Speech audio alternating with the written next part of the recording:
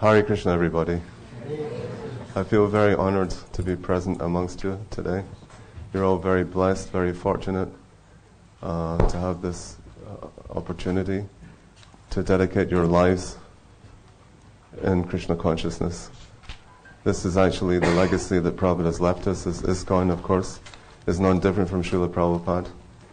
And if you want an easy, plain sailing back home, back to Godhead, don't jump ship. Please. Because we've got a wonderful captain. So I was just asked to do like a filler until Radhanath Swami appears. And picking up the topic that Shruti Dharma Prabhu introduced to us about how Rukmini got her name. In my case, I am a case, I was bold enough, or so bold, as to request Srila Prabhupada directly for initiation, not through anybody else. On the very first meeting, and the very first occasion that happened to come, this was on the 11th of September, 1969. I'm a junior to Rukmini Prabhu. She joined a year before me, so I have to be very careful what I say. And I boldly stuck up my hand after Prabhupada just asked any questions. So my question was, when can I take initiation? Nothing to do with the philosophy, nothing to do with following the 10, or avoiding the 10 offenses to the holy name. We didn't even know about the 10 offenses to the holy name in those days. And so he looked at me, a little askance, and he said, "That we will see."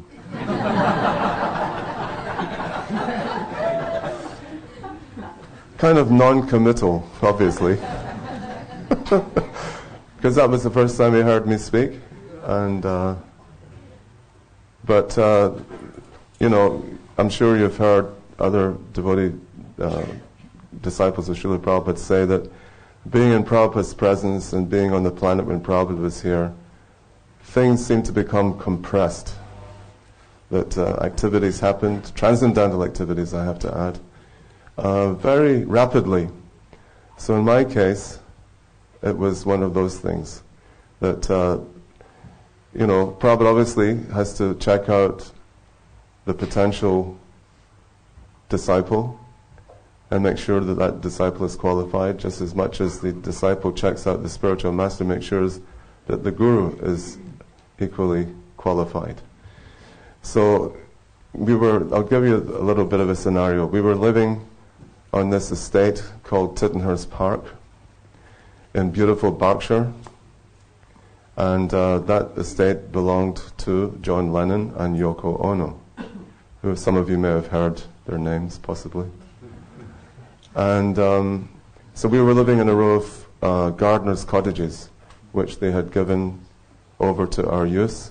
On one side was the Brahmachari ashram, in the middle was Prabhupada's cottage, on the other side was the Grihastha ashram. And I was sharing a room with an American brahmachari called Trivikram, who you may have heard of, and perhaps even met.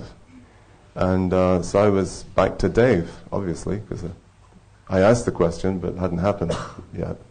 And the next morning, Prabhupada got the opportunity to test me, to meet me personally, under amazing circumstances, because Trivikram was Prabhupada's official driver and official masseur, and he was really expert at giving a massage.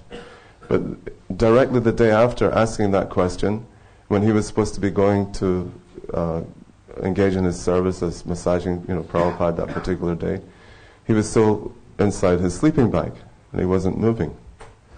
And I thought, that's very unusual. He's usually very, attentive to time and very punctual. So I asked him, I said, "Prabhu, aren't you getting up to massage Prabhupada?" He said, "No." He said, "I've got terrible toothache. I can't face Prabhupada." Then he said, to my surprise and amazement, "You'll have to go and massage Srila Prabhupada." And I said, "You know something? I haven't massaged anyone in my life. And now you're asking me to massage this transcendental personality, Krishna's pure representative." He said, "Oh, it's easy. Start with the head and work down." I said, could you tell me a little bit more about that, just in case, I make a mistake or a wrong maneuver? And he said, well, you just massage his head and he'll keep saying harder, harder, harder. And so while he's saying those things, you have to massage Prabhupada harder and harder and harder. And then when he stops saying that, then you just maintain that level of hardness. And then he said, you massage the back, then the arms, then the belly, then the legs.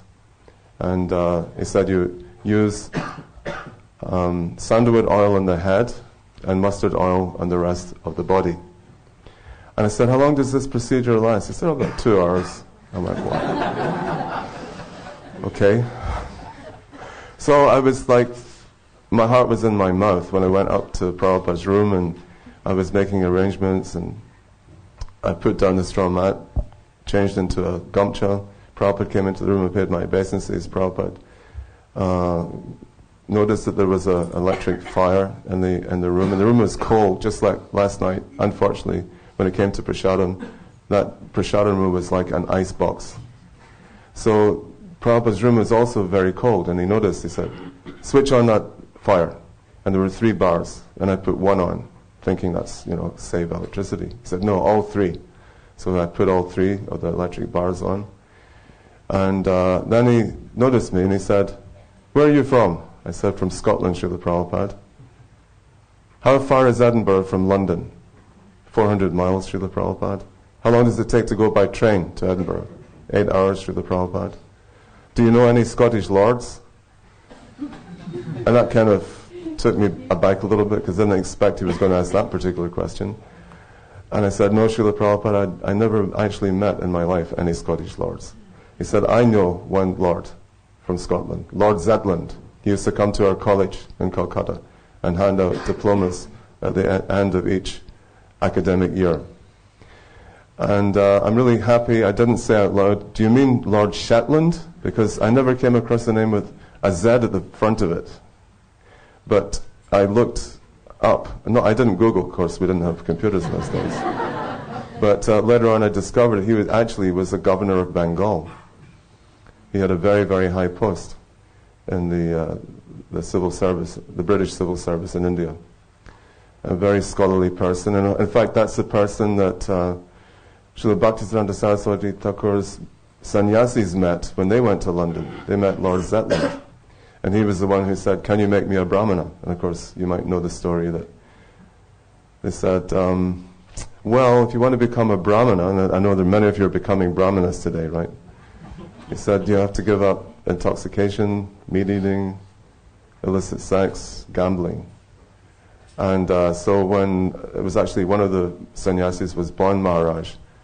And so he explained these particular categories of purification. And when Lord Zetland heard this, he said, oh, then it's impossible for me to become a brahmana. That was an honest response.